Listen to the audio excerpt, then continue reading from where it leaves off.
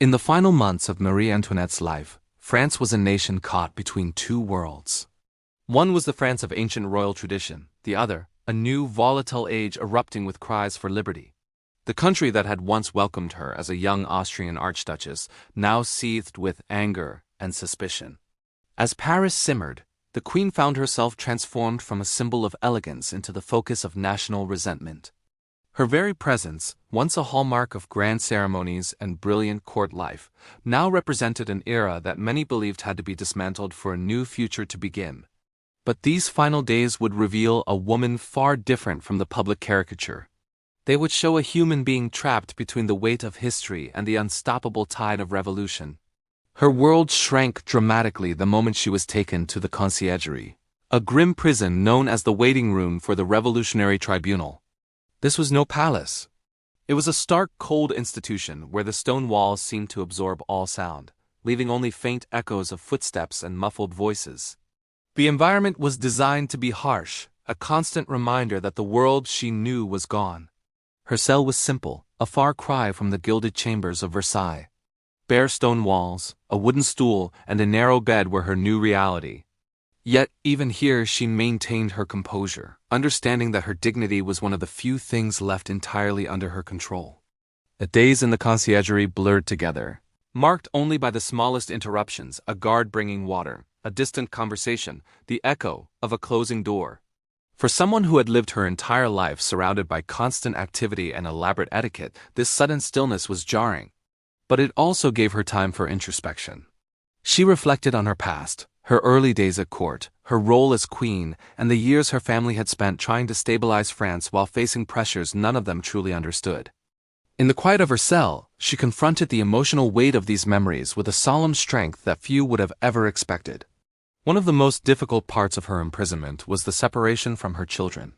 The queen, often portrayed as distant and obsessed with appearances, was, in reality, a deeply devoted mother. Her letters over the years were filled with concern for their health, education, and well-being. Being kept from them now, during this most uncertain time, weighed heavily on her heart. She thought constantly of her daughter and her young son, wondering if they were safe, if they were frightened, if they were being treated with kindness. Without any reliable information, she lived in a fog of unanswered questions, each one growing heavier as the days passed. Her daily routine was stripped of all ceremony. She rose early, often before the sun, and spent long hours in quiet reflection or prayer. There were no distractions, no books, no music, no familiar voices to comfort her. Occasionally, she exchanged brief, polite words with the guards. Some treated her with a neutral respect, while others seemed unsure how to address a woman who was both a former queen and a prisoner of the state. She faced these interactions with a calm courtesy, knowing she was being constantly watched, and that even the smallest display of frustration could be twisted against her. As the Revolutionary Tribunal prepared its case, rumors swirled through Paris. Newspapers, pamphlets, and public gossip painted her life in increasingly exaggerated tones. She became a symbol for all the frustrations that had been boiling for years: economic hardship, food shortages, political instability. Though she couldn't hear the crowds outside the prison walls, she could feel the change in the air. France was no longer the country she had married into. It was a nation reshaping itself with revolutionary fervor. And whether she intended it or not, she stood at the very center of that transformation. The day she was brought before the tribunal marked a major turning point. She walked through the corridors of the conciergerie with measured steps, knowing that every single gesture mattered. The courtroom was packed, not just with officials, but with citizens eager to witness a moment they believed would define their new republic. The questions were sharp, designed to attack not only her decisions as queen but her very character.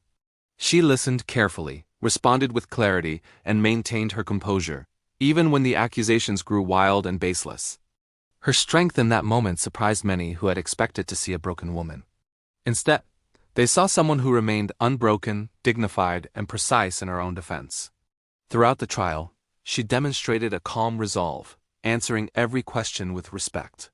Even when the atmosphere grew tense, she never raised her voice or allowed emotion to overwhelm her.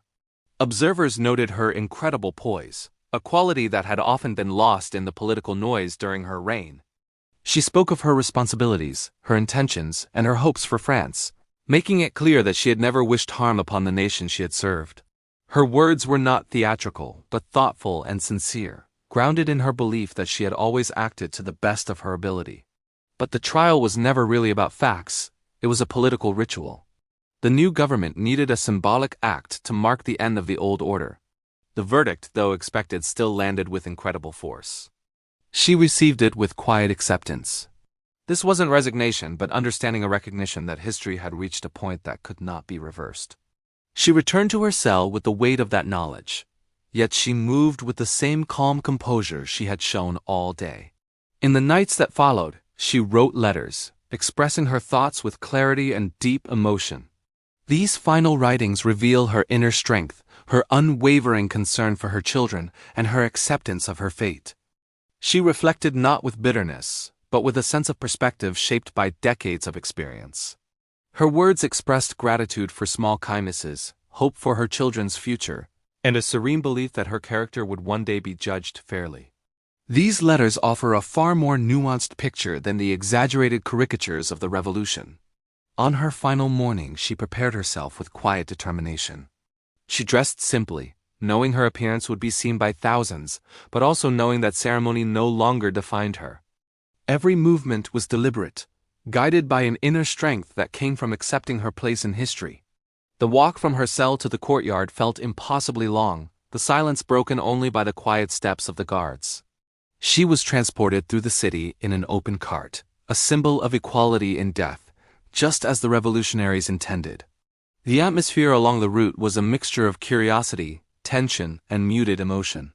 Some citizens watched in silence, others with expressions that revealed their own uncertainty about what this moment truly meant. Her demeanor throughout the journey was remarkable. She sat upright, composed, and thoughtful, observing the city she had known for decades, a city now transformed almost beyond recognition. At the end of the path stood the scaffold, a stark symbol of the end of the monarchy and the dawn of a new France. She ascended the steps calmly, maintaining her poise until the very last moment. Her final words, a polite apology after accidentally stepping on the executioner's foot, became one of the most remembered details of her life. It captured the essence of her character, courteous, composed, and mindful of others, even in the most extraordinary of circumstances. Marie Antoinette's final days, though filled with hardship, revealed a side of her that history had often ignored. Beneath the gowns, the jewels, and the public persona shaped by political turmoil, there was a thoughtful, resilient woman of profound emotional depth. Her final actions reflected not drama or spectacle, but dignity, clarity, and grace. Her story continues to resonate today, not because of the myths built around her, but because of the powerful humanity she displayed in the final, most difficult chapter of her life. Thank you for watching. If you found this story as moving as we did, please like this video and subscribe for more deep dives into history's most compelling figures.